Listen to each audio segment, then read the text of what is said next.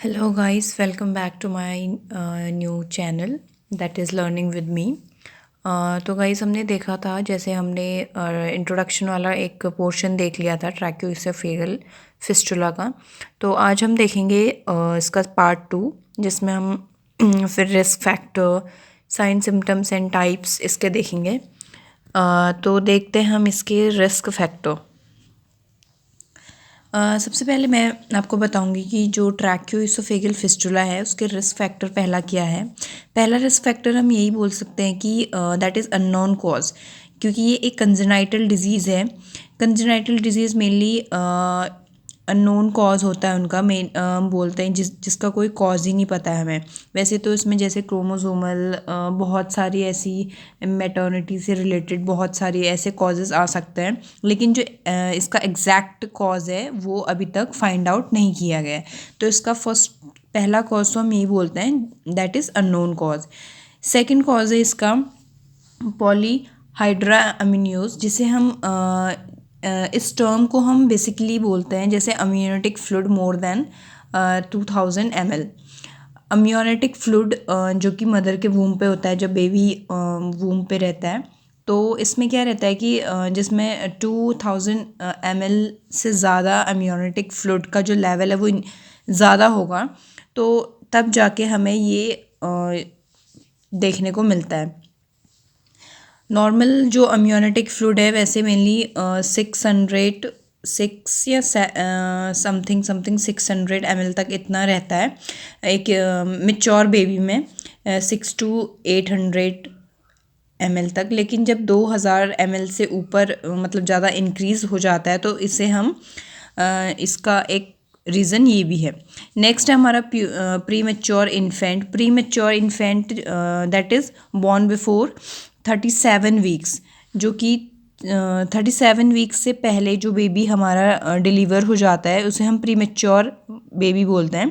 Pre mature baby को basically इसलिए बोला गया है क्योंकि जो प्री मेच्योर बेबी है उसमें बहुत सारे ऐसे ऑर्गन्स हैं, बहुत सारे ऐसे पार्ट्स हैं जो कम्प्लीटली जिनका डेवलपमेंट नहीं हुआ रहता है, इसीलिए उसे प्री मेच्योर की कैटेगरी में रखा जाता है। लो बर्थ वेट में नॉर्मल बेबी का जैसे हम 3 kg तक मानते हैं नॉर्मल बर्थ वेट एक न्यू बेबी का, लेकिन लो बर्थ वेट में क्या है कि बेबी पूरी तरीके से उसका वेट जो है बहुत कम है, जिससे हम उसे इस कैटेगरी में रखेंगे।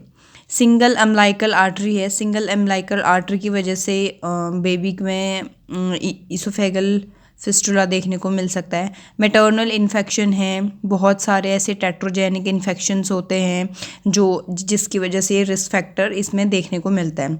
रेडिएशंस हैं, केमिकल्स हैं और क्रोमोसोमल एबनॉर्मलिटीज़ हैं। तो ये थे इसके रिस्क फैक्टर। अब हम देखते हैं इसके टाइप्स। देखो, इसके बेसिकली 5 टाइप्स हैं, तो हम देखते हैं 1 by 1। इसका टाइप फर्स्ट ये है 5 to 8%। ये जो है टाइप फर्स्ट है वो 5 to 8%। इसमें क्या होता है, it is a oesophageal atresia without fistula. It is the second most common type. There is a no connection of esophagus to trachea. Discontinuity in esophagus। इसमें क्या रहता है कि देखो ये टाइप फर्स्ट का जो डायग्राम है ये है, इसमें फिस्टुला प्रेजेंट नहीं है, there is a no fistula. यहाँ पे ईसोफेगल अट्रेसिया प्रेजेंट है बट नो फिस्टुला। इसमें क्या है जैसे ये हमारा स्टमक है, ये हमारा इसोफेगस है, फूड पाइप है, बट यहाँ पे क्या है फिस्टुला ना होकर यहाँ पे एट्रेसिया है, इसोफेजल एट्रेसिया है। मतलब जो ये फूड पाइप है ये हमारा कंटिन्यू यहाँ से नीचे को डेवलप नहीं हो पाया, ठीक है, और एक ब्लाइंड पाउच फॉर्म कर दिया इसने, ठीक है, और ये हमारा ट्रैकिया है, ठीक है। ये 5 to 8% देखने को मिलता है किसी भी बेबी में, और इसमें डिसकंटिन्यू है, इसोफेगस नीचे को अच्छे से डेवलपमेंट नहीं है, ठीक है। सेकंड मोस्ट कॉमन टाइप है, mainly second most common type में देखने को मिलता है। इसमें एट्रेसिया प्रेजेंट है but no presence of fistula. Second है टाइप सेकंड, बहुत ही रेयर होता है ये वैसे, इसमें क्या है, upper part of oesophagus connect to trachea and rare and found in the less than 1% of all cases. तो देखो इसमें क्या है, ये हमारा बेसिकली टाइप 2 है, टाइप 2 फिस्टुला, टाइप 2 इसे हम बोल सकते हैं। इसमें क्या है, अपर फिस्टुला, इसमें फिस्टुला प्रेजेंट है। और ये देखिए जैसे ये स्टमक है, ये हमारे ईसोफेगस का अपर पार्ट, और ये हमारा ईसोफेगस का ये वाला पार्ट है। इसमें क्या रहता है, इसमें फिस्टुला प्रेजेंट हो जाता है। जो हमारा ईसोफेगस है वो ट्रैकिया से कनेक्ट हो जाता है, यहाँ पे ट्रैकिया पे, यहाँ पे अंदर की तरफ यहाँ पे चले जाता है। इसी को हम यहाँ पे फिस्टुला प्रेजेंट होता है ट्रैकिया एंड ईसोफेगस के बीच में। ये वैसे बहुत रेयर, कम देखने को मिलता है, बहुत ही रेयर केस में देखने को मिल सकता है ये।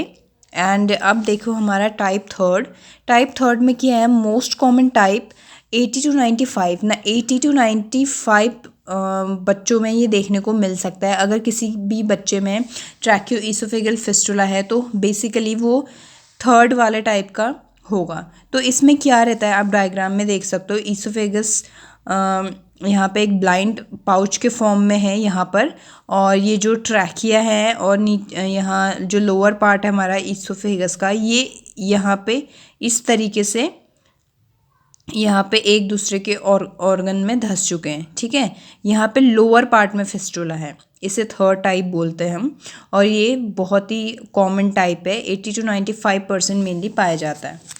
अब नेक्स्ट देखो टाइप फोर्थ, ये बेसिकली 1% पाया जाता है। इसमें क्या रहता है, lower and upper part of oesophagus to connect trachea. इसमें क्या है, इसमें लोअर पार्ट जो है और जो अपर पार्ट है ईसोफेगस का, वो दोनों ही ट्रैकिया को कनेक्ट हो जाते हैं, दोनों ही ट्रैकिया में कनेक्ट हो जाते हैं। But basically it is found only 1%, ठीक है। ये हमारा टाइप 4 कहलाता है। एंड देखिए next one is type 5, that is 4%।